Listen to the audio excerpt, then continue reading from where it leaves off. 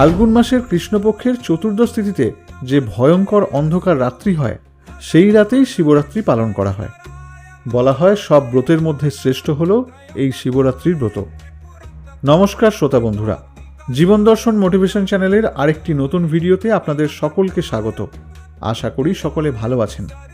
পূর্বের ভিডিওতে মহাশিবরাত্রির ব্রত কিভাবে পালন করবেন, যারা এই মহাশিবরাত্রির ব্রত রাখতে চাইছেন তারা কিভাবে প্রস্তুতি নেবেন, এবং যাদের বাড়ির কাছাকাছি কোনো শিব মন্দির নেই বা যারা কোনো শিব মন্দিরে কোনো কারণে যেতে পারছেন না, তারা ঘরে বসে কিভাবে শিবরাত্রির ব্রত পালন করবেন সেই বিষয়ে বিস্তারিত আলোচনা করেছি। আপনি চাইলে আমাদের চ্যানেলে গিয়ে সেই ভিডিওটি একবার দেখে নিতে পারেন। তবে আপনার সুবিধার্থে সেই ভিডিওর লিঙ্ক আমি এই ভিডিও ডেসক্রিপশন বক্সে দিয়ে দেব। আজকের এই ভিডিওতে কেন শিবরাত্রি ব্রত পালন করা হয়, কেনই বা আমাদের দেশের অগণিত সাধারণ মানুষ, নারী পুরুষ নির্বিশেষে সকলেই বর্তমানে শিবরাত্রি পালন করছেন, সেই বিষয়ে আপনাদের সামনে বিস্তারিত আলোচনা করব এবং সবশেষে শিবরাত্রির ব্রত মাহাত্ম্য কথাটি শ্রবণ করব। তাই আজকের ভিডিওটি খুবই গুরুত্বপূর্ণ। সম্পূর্ণ মনোযোগ সহকারে আজকের ভিডিওটি শ্রবণ করুন আর এই চ্যানেলটিকে সাবস্ক্রাইব করে আমাদের পাশে থাকুন। শিবরাত্রি হলো একটি গুরুত্বপূর্ণ হিন্দু ধর্মীয় উৎসব। বিশ্বাস করা হয় যে শিবের আরাধনার প্রধান দিন হলো এই মহাশিবরাত্রির দিনটি। এই দিনে ভক্তি ভরে শিবের পুজো করলে ভক্তের সকল মনস্কামনা পূর্ণ হয়। প্রচলিত ধারণা অনুযায়ী সাধারণত মেয়েরা ভালো স্বামী পাবার আশায় শিবরাত্রি ব্রত পালন করে, কিন্তু শিবরাত্রি শুধু মেয়েদের জন্য নয়, ছেলেরাও শিবরাত্রি পালন করতে পারে। তাছাড়া একজন পুরুষই প্রথম শিবরাত্রি ব্রত পালন করেছিলেন। তাই বলা হয় যে এই রাত্রে যে ব্যক্তি উপবাস করে শিবের পুজো করেন তার উপর শিব খুব খুশি হন এবং তার সকল মনস্কামনা পূর্ণ করেন। শিবরাত্রি ফাল্গুন মাসের কৃষ্ণপক্ষের চতুর্দশী তিথিতে পালিত হয়। সমস্ত ব্রতের মধ্যে অন্যতম শ্রেষ্ঠ ব্রত হল এই শিবরাত্রির ব্রত। নারী পুরুষ উভয়ই এই ব্রত পালন করতে পারেন। ভারতবর্ষ ছাড়াও পৃথিবীর বিভিন্ন প্রান্তে এই মহাশিবরাত্রি ব্রত পালন করা হয়। কিন্তু কেন? কারণ মহাশিবরাত্রি হলো এমন একটি দিন যেদিনে ভারতবর্ষের 12টি জ্যোতির্লিঙ্গে পুজো করা হয়। জ্যোতির্লিঙ্গ কথার অর্থ হলো জাগ্রত শিব মন্দির, অর্থাৎ 12টি জাগ্রত শিব মন্দিরে এই দিন বিশেষভাবে পুজো করা হয়। আর শিব কথার অর্থ হলো কল্যাণকারী, এবং শিবলিঙ্গ বলতে বোঝায় কল্যাণকারী চিহ্ন। এই শিবই হলেন জগতের সর্বোত্তম ঈশ্বর। পুরাণ মতে তিনি ঈশান নামে পরিচিত। তিনি সর্বশক্তিমান, জ্ঞানের সাগর। তিনি পরম পবিত্র, সুখ শান্তির সাগর। তিনিই জগৎপিতা।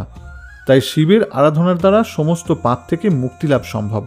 আর মহাশিবরাত্রি হলো সেই সন্ধিক্ষণ বা মহেন্দ্রক্ষণ, যেই ক্ষণে নিষ্ঠা ও ভক্তি দ্বারা মহাদেবের আরাধনা করলে মোক্ষ লাভ সম্ভব।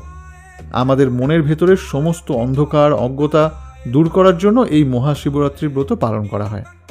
হিন্দু শিবপুরাণ অনুসারে ফাল্গুন মাসের কৃষ্ণপক্ষের চতুর্দশী তিথির রাত্রেই বাবা মহাদেব সৃষ্টি স্থিতি ও প্রলয়ের মহাতাণ্ডব নৃত্য করেছিলেন।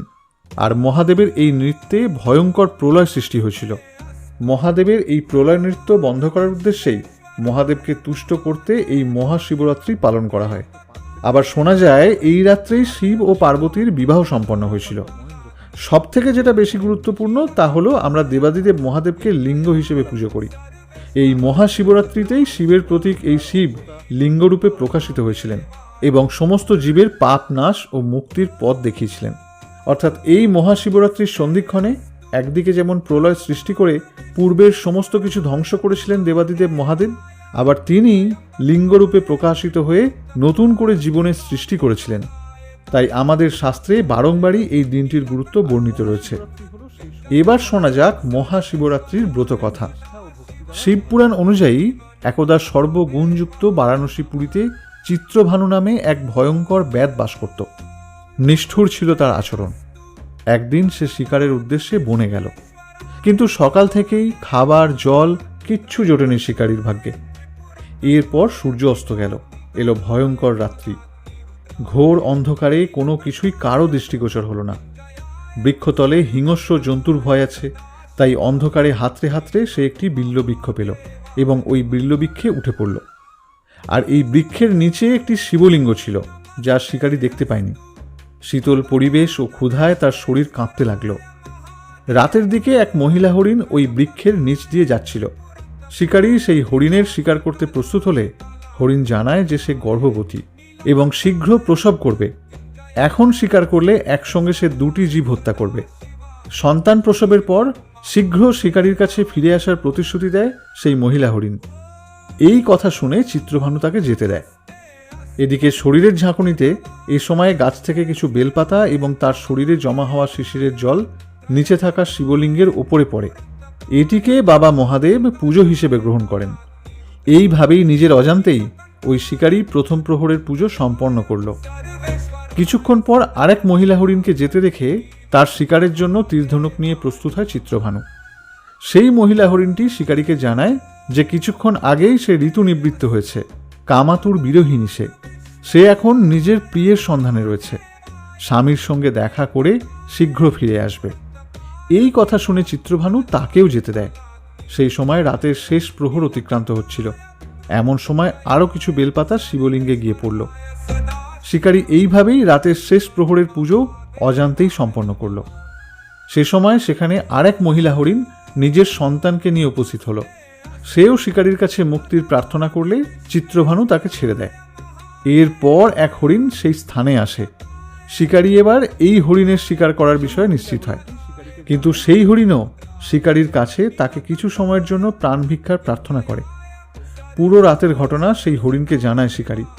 তখন সেই হরিণ বলে তার 3 স্ত্রী প্রতিজ্ঞাবদ্ধ হয়ে সেখান থেকে গিয়েছে। এমন পরিস্থিতিতে তার মৃত্যু হলে স্ত্রীরা নিজের ধর্ম পালন করতে পারবে না।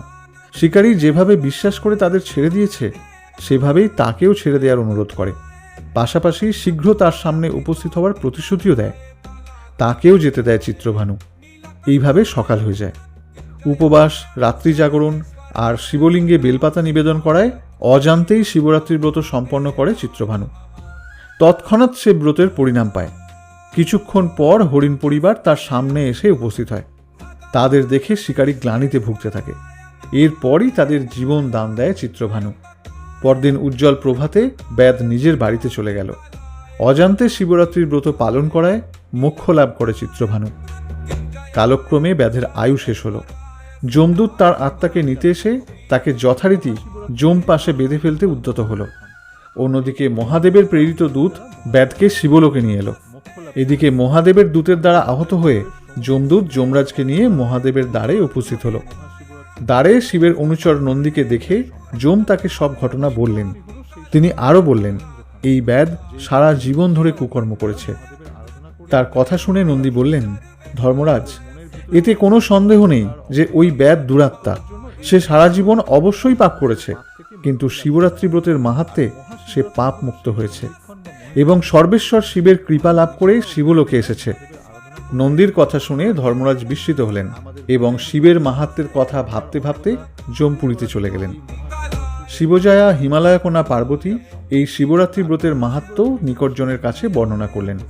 তারা আবার তা ভক্তি ভরে জানালেন পৃথিবীর বিভিন্ন রাজাকে। এইভাবে শিবরাত্রি ব্রত পৃথিবীতে প্রচলিত হল। প্রিয় শ্রোতা বন্ধুরা, আজ এ পর্যন্তই। এতক্ষণ পর্যন্ত ভিডিওটি শ্রবণ করার জন্য আপনাকে অসংখ্য ধন্যবাদ।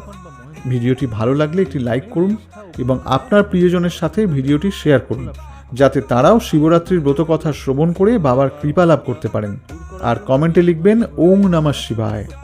এরকম আরও ভিডিও পেতে চ্যানেলটি সাবস্ক্রাইব করে রাখুন। সকলে ভালো থাকুন, সুস্থ থাকুন। নমস্কার।